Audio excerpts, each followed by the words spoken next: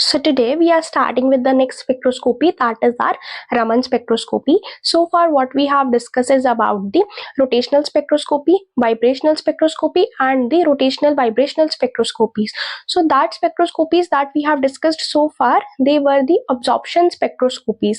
That means in which we were striking the light of some particular energy and the molecule was getting to the higher excited state, and corresponding to that we were studying about that. But what this Raman spectroscopy is, it is actually a scattering based spectroscopy. So what it means that it is a scattering based spectroscopy. So suppose this some source of the light we are having. So here from the source, if the light is passed through some monochromator, why this monochromator is used? To provide us the light of the single wavelength, because we know that from the source, suppose here it is our UV radiations or the sunlight from which the UV radiations are falling. So here a band of the spectrum is going to come in which the lights of the various wavelengths will be included, but we are focusing upon we want the light to be of the one wavelength. For that we make use of this monochromator. So when this light is striking on some sample, now suppose we have two of the cases in this. Now this detector can be placed at an angle of either 90 degrees or at an angle of the 120 degrees.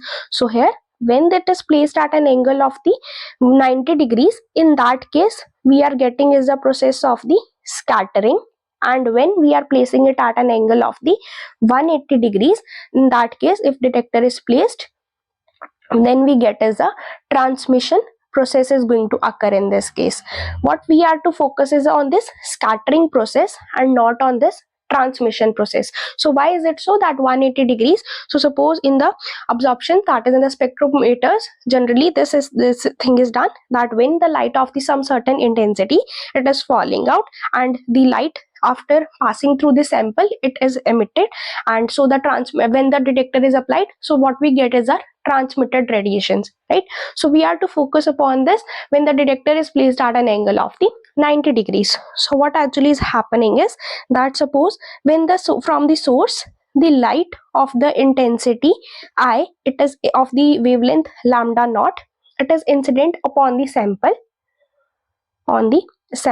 and the detector we are placing it at an angle of the 90 degrees. So here what we are getting is the light, it is going to come of the intensity IS, because scattering is occurring, and here the wavelength can be the same, that is our lambda naught, or there can be the change in this wavelength, that is our IS we are seeing is the intensity, there is a change in this. So these corresponds to our, so the one that is corresponding to the same wavelength, that is going to be our Rayleigh line.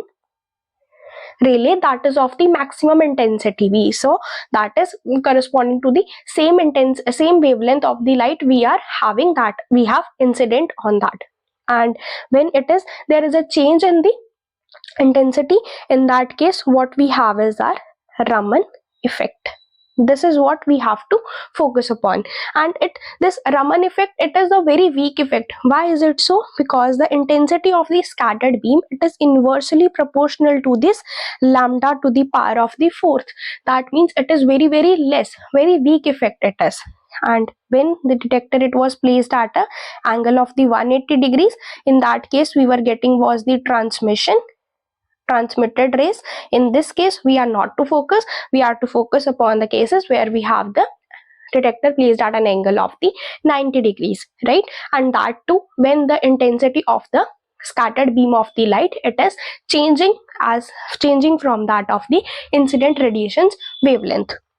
So from this, firstly we are going to study from the classical perspective. So here what is happening is, so suppose the molecule, it is placed in some externally applied magnetic field. So what is going to happen? Dipole moment is going to be induced in that case, and because of that, this dipole moment induced in this, it is directly proportional to the applied electric field. Now what is happening is, when this suppose molecule we are placing in the magnetic field, not the magnetic, electric field, when we are placing it, so here there is going to be the polarizability going to occur in this. Polarizability means that is ability to distort its shape, that is we are going to have is the polarizability. is going to happen.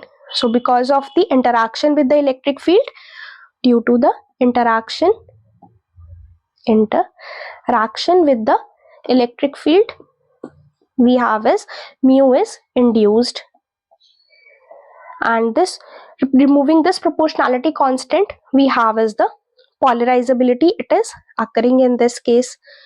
So here it is removing this constant proportionality. We have is alpha into the E, where alpha is called as the polarizability.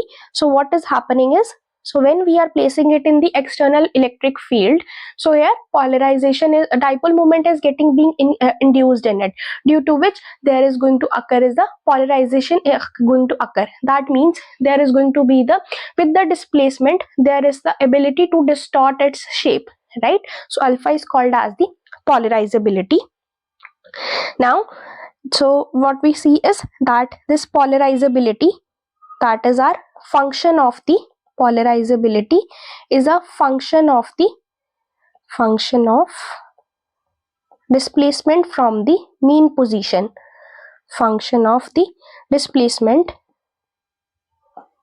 from mean position or the equilibrium position. That means the polarizability is going to be different at the different positions. That means, so suppose this, up to this distance, there is some, the polarizability we are going to get as a different one, and when the distance it is increasing, polarizability is different. That means we are getting is a change in their polarizability, that is from its mean position. The distance it is increasing or decreasing, so corresponding to that our alpha values are changing. So our change in the polarizability, that is our d theta with the displacement. This is the displacement, change in the displacement. This is given as, this change in displacement is given as q naught times the cos of 2 pi nu m into the t. So here nu naught is our maximum, q naught is our maximum displacement, and nu m is our vibrational frequency, or the frequency of the vibration of the molecule. So here we have is frequency of the vibrations, and we know this thing. Now the overall polarizability is going to be the one that is at the mean position, that is alpha naught, plus the d alpha by the d theta into the d theta, that is the polarizability change that is occurring with the displacement, into the E naught, that is our applied electric field, right? So here E is written as E naught times the cos of 2 pi nu m, nu naught into the t.